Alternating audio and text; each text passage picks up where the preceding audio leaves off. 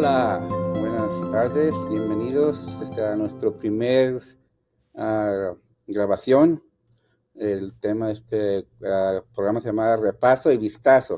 Va a ser un repaso al sermón del pasado domingo y un vistazo al sermón que viene. Aquí con nosotros tenemos al pastor Carlos, que vamos a repasar un poco sobre el sermón que acaba de predicar este domingo. Hola, pastor, bienvenido. Hola, muy buenas tardes a todos. Espero que todos se encuentren bien. No, ok. Bueno, pastor, como estaba diciendo el domingo que entramos en este libro de Efesios, ¿qué fue su mayor cuando empezó este estudio, lo que más le impactó? Sí, Eduardo, es un privilegio que entrar a este libro. He hecho muchos sermones acerca del libro de Efesios, pero por primera vez vamos a hacer versículo por versículo, capítulo por capítulo. Es un maravilloso libro, como dije la semana pasada. Es un libro que nos enseña las riquezas que tenemos en Cristo. Es un libro que nos muestra qué podemos hacer con esas riquezas, que muchas veces como creyentes pasamos buscando nuestro valor, nuestra identidad en otras cosas cuando lo tenemos todo en Cristo. Y sí, me encantó la historia de los viejitos que tenían mucho dinero, pero no lo gastaban porque no sabía que lo tenían. Así, está muy interesante esa historia. También la parte de la introducción de Pablo, es muy interesante cómo Pablo se presentó a sí mismo. Sí, muchos somos como esos viejitos que murieron de malnutrición teniendo todo ese dinero en su closet.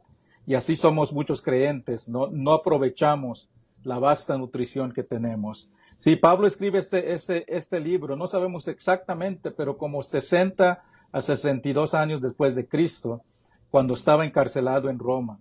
Y es un libro que lo escribió primeramente a la iglesia de Éfeso, pero es un libro circular. Algo muy interesante de este libro, que no tiene referencias geográficas o de personas o de lugares específicos, porque es un libro que se escribió para todas las iglesias y se han encontrado manuscritos con el nombre de Éfeso en blanco, porque es un libro que se mandaba de iglesia en iglesia y aplica para todos ahora, inclusive para nosotros el día de hoy.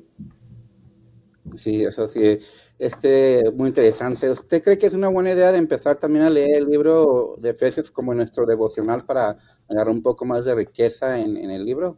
Sí, es muy importante. Siempre lo recomiendo que leas en adelante, especialmente los próximos versículos que vamos a estudiar en la próxima semana.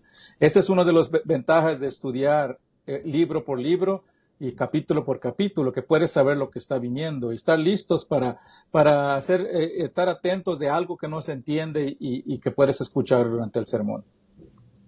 Y sí, yo sé porque en mis devocionales, cuando yo lo he leído, los sermones me han ayudado mucho a entender unas cosas que no comprendía muy bien. Ha sido de gran bendición compartir el libro y los sermones juntos. En Amén. otros libros pasados. Sí, la Biblia dice que todos debemos de leer y estar escudriñando las palabras, como dicen Hechos en la iglesia de Berea. Es lo que hicieron, estudiaron y regresaron y dijeron, sí, esto concuerda con lo que estamos estudiando. Sí. Y ahí como decía regresando a la persona de Pablo, su personalidad sí ha sido su presentación como fariseo o como estudiado que era y cómo lo dejó todo para seguir a Cristo se me hace muy impresionante. Exacto, sí, y Dios lo escogió para predicar a los gentiles precisamente porque él conocía todos los argumentos de los fariseos. Y eso es lo que vemos en la epístola de los Efesios, que toma sistemáticamente, va a través de la doctrina y nos dice por qué esto aplica para nosotros los gentiles. Ya no solo es, y en el capítulo 3 va a hablar del misterio que tenemos en Cristo. Y él era la persona indicada que Dios escogió para poder predicar a nosotros, los gentiles. También mencionó que los 3 primeros capítulos eran sobre las doctrinas y los otros 3 Sí, como de práctica.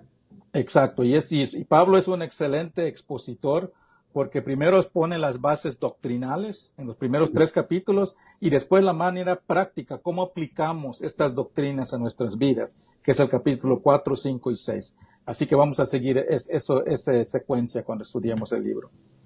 Sí, pues muy, muy interesante, muy interesante. ¿Y qué opina de, o sea, qué nos puede decir de lo que viene para el domingo que viene? Bueno, la semana pasada establecimos solo la introducción, los primeros 2 versículos, Ajá. y vimos esta introducción. El libro de Efesios es un libro lleno de palabras como llenura, riquezas, abundancia, cosas así que habla de las riquezas que tenemos en Cristo. Y vimos en los primeros 2 versículos, Pablo nos llena también con dobles cosas, doble autorización. Soy apóstol, le dice, y soy por la voluntad de Dios. Nos también da una doble designación, dice los santos y los fieles. Y después termina con una doble bendición, dice la gracia de Dios y la paz de Dios. Ahí nos da un poquito de lo que está viniendo en este libro. La próxima semana vamos a entrar en la riqueza más grande que tiene el creyente en Cristo, que es la salvación. Y vamos a ver un tema que muchas veces es un poco controversial acerca de la Trinidad. Ah, Muchos dicen que la Trinidad no existe en la Biblia. Y tienen razón, la palabra Trinidad no existe en la Biblia, pero se enseña claramente. El hecho de que la palabra en sí no existe no significa que no se enseña en la Biblia. Por ejemplo, la palabra escritura, la palabra Biblia no existe, pero sabemos que están las escrituras. La palabra ateo no existe, pero la palabra en Salmos dice, es un tonto el que no cree que Dios existe. Así ujú. que vamos a ver la obra del Dios Trino en la obra de salvación. Muy interesante, muy interesante.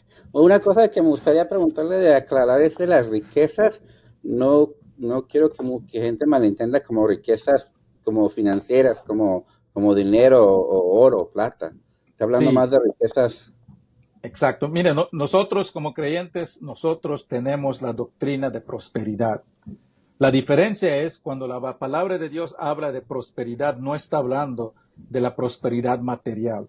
En ninguna parte en la Biblia vas a ver que Dios dice que si le das esto a Dios o si haces esto, te va a multiplicar tu prosperidad material, te va a dar un carro más grande, una casa más grande, una Ujú. mejor esposa. No, estoy bromeando nada más, no lo tomen en serio. La Biblia no habla de prosperidad material, la Biblia habla de prosperidad, pero de prosperidad espiritual, Ujú. bendiciones de Dios. Tal vez Dios no te da un mejor carro, pero te da las bendiciones para estar satisfecho con el carro que tienes. Eso es lo importante y muy buen punto. Cuando hablamos de riquezas que tenemos en Cristo, no estamos hablando de prosperidad material.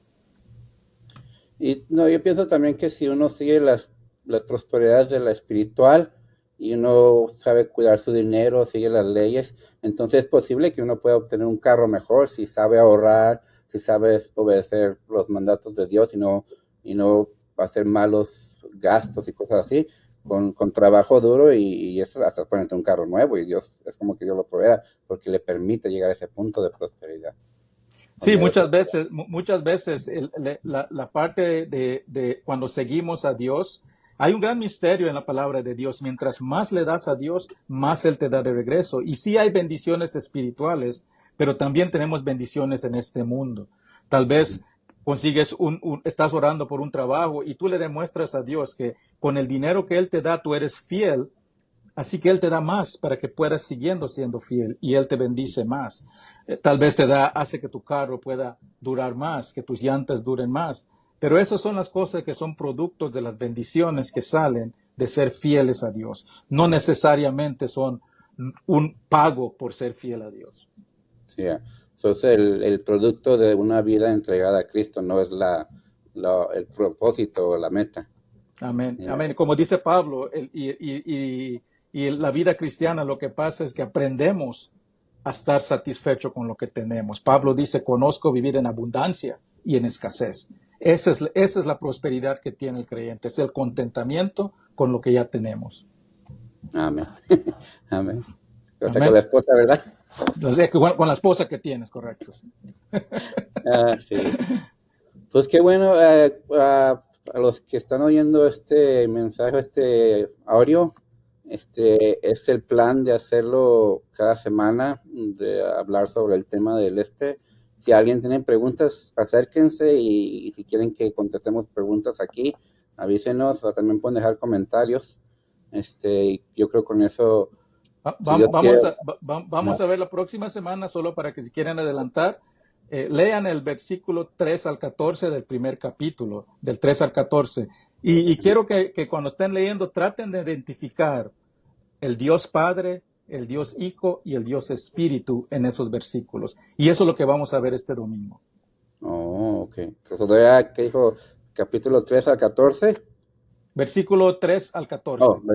Efesios 1, versículo 3 al 14. Así que los esperamos este domingo, no se lo pierdan, es un maravilloso libro y espero que los podamos ver este domingo. Dios le bendiga mucho y gracias, Eduardo, por comenzar esto y darle a las personas un vistazo a lo que viene y un repaso a lo que pasó. Así es, amén. Pues gracias a todos los que nos oyen, nos miramos el domingo. Amén.